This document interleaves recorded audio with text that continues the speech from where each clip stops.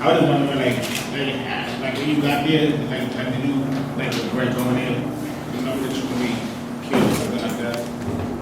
No. See, when you're young, first of all, you don't think you're going to get killed. So,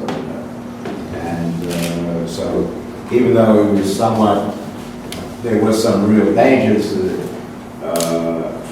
Personally, I really wasn't that worried.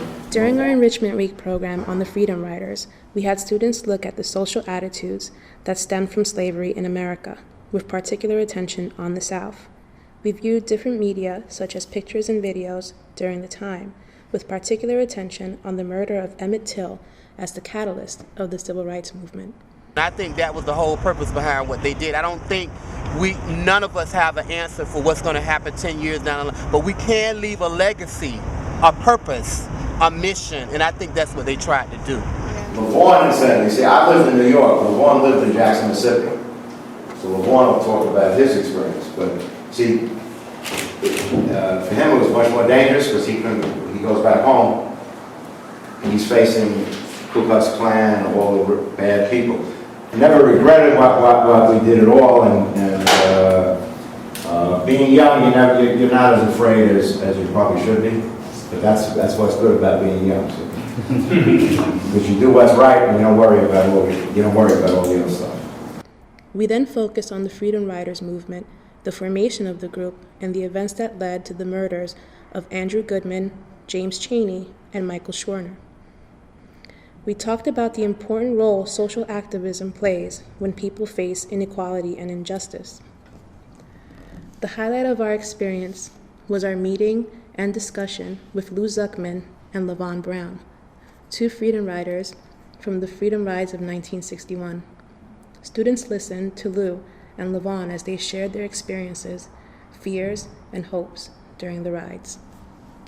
So let me just briefly tell you who I am. My name is Lavon. I'm from Jackson, Mississippi. I grew up there. 1961 actually was a pivotal year for me. I came out of high school in June of that year. I was 16.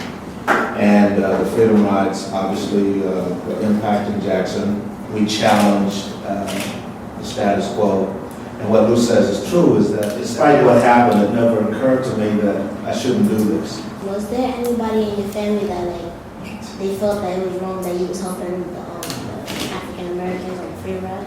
Very good point, yes. My whole family was against my doing it, and that's a terrific question. What was your reaction to seeing all the racism and hatred towards the movement? It was anger and sadness at what was being done to people. But it was, at the same time, it was very exciting, because what it said was somebody outside of the state of Mississippi cared. And I think it energized a lot of us to say, we can do something. We thought about how we could best represent the Freedom Riders, and we all decided to create a bus with ourselves holding up the postal signs with the sayings from that time. Terrific. Yeah. Very, very nice. Thank you. Thank you. Thank you for having us.